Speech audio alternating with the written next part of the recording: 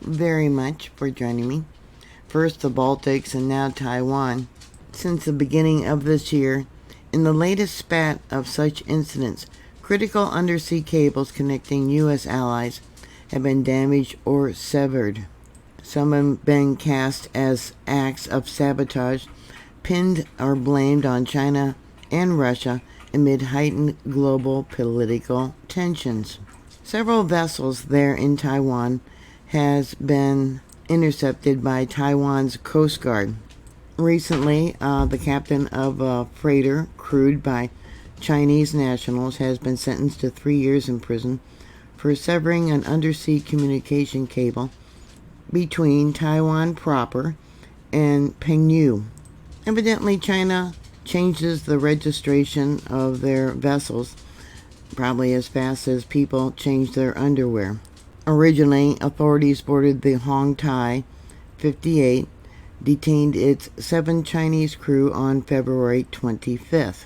After the Coast Guard Administration received a report from Xinhua Telecommunication Company that the number 3 submarine fiber cable had been severed. The Hong Tai had been lingering in the area where the cable was since February 22nd.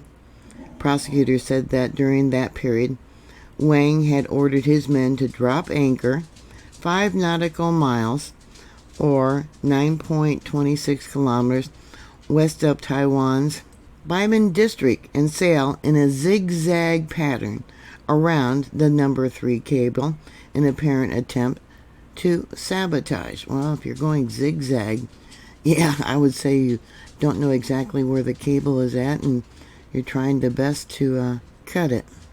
The boat's electronic navigation chart clearly indicated the location of various undersea cables in waters around Taiwan, including the number 3 cable, prosecutors said. That submarine cable, used for telephone and broadband communication, is a government-designated zone where vessels are prohibited from anchoring, they added. The court concluded that Wang had willfully anchored in a prohibited zone and allowed the vessel to drift, zigzag, leading to the cable being dragged and severed. It incurred more than $5.78 million in damage and repair cost of, much more. The 7 crew members were sent to a detention center and are awaiting deportation. But what's also interesting, back in March, around the 22nd, it was reported that the China Ship Scientific Research Center and its affiliated State Key Laboratory of Deep Sea Manned Vehicles have developed a ship to cut cable lines at a depth of more than 4,000 meters, 13,123 feet. The record depth to which this ship can go and the increasing tensions in maritime areas with critical subsea infrastructure suggests that China has strengthened a tool in its arsenal for intentionally cutting cables by the Chinese. 1.2 million kilometers of subsea fiber optic cables are responsible for more than 99% of intercontinental data traffic. These cables push through the terabytes of information per second compared to the gigabytes or gigabit of data per second transferred by satellites. Another very interesting thing I found was that approximately 98% of the world's undersea cables are manufactured and installed by 4 private firms.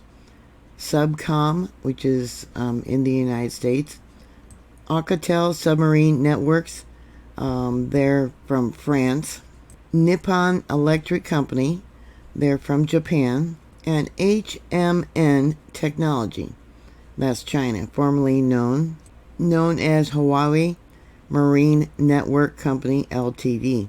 Commercial undersea cables are typically owned by a single company or a consortium of companies that include telecommunicating providers. These would include undersea cable companies, content providers, and cloud computing services providers. This is another shocking part. Their partners are Amazon, Google, Meta, and Microsoft. Now own or lease around half of all undersea bandwidth worldwide. Also in January, Taiwan's Coast Guard said it intercepted the Xingsheng 39, a Hong Kong-owned freighter carrying Cameroonian and Tanzanian flags after Taiwan's biggest telecommunication cable, once again, Xinhua Telecommunication Company, alerted authorities that an international undersea cable had been damaged on January 3rd. Now, they say on average about 200 cable faults or disconnects happen every year, according to the International Cable Protection Committee. Damage to undersea communication infrastructure evidently is not uncommon. 200 a year. It's like, wow. The majority are caused by ship anchors or fishing activity, such as trawling, where heavy equipment is dragged across the sea floor. But these are all marked on navigational maps, so they know they're there. There's no excuse. The Taiwanese government says many have been an example of Chinese gray zone interference, irregular military and non-military tactics that aim to wear down an opponent without engaging in actually a shooting war. Like I said, I knew about all the incidents in the Baltic Sea, but they have not been talking about what's been going on there in Taiwan. NATO has been stepping up patrols of the Baltic Sea cables that provide power and enable almost all of intercontinental communications, including the internet. There in the Baltic, there has been a string of incidents in which power cables, telecom links, and gas pipelines have been damaged in the wake of the Russian invasion of Ukraine.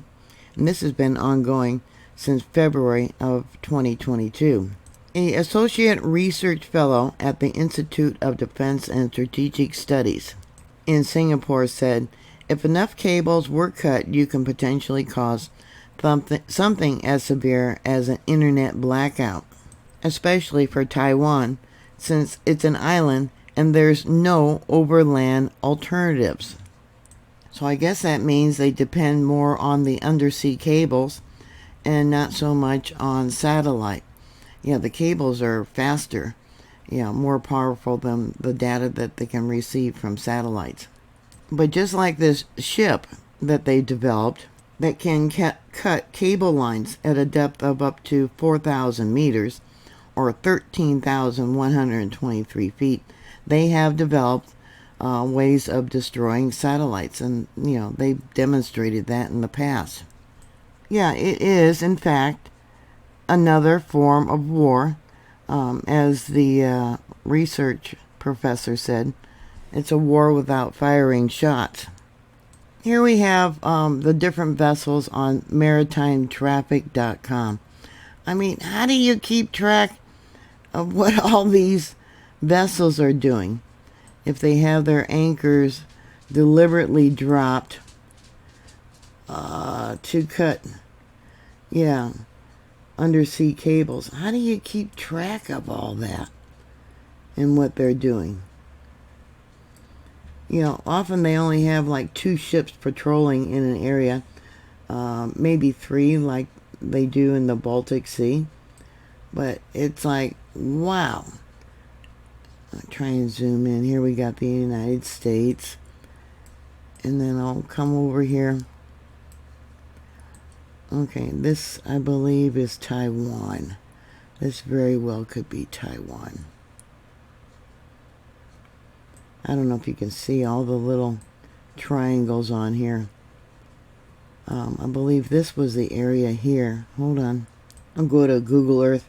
But this is the area here where that recent captain has been sentenced to 3 years in prison for deliberately cutting the cable, and he was zigzagging, to make sure that he did catch it. So what are your thoughts? Put your comments down below. Thank you very much for watching. Please like, share, and subscribe.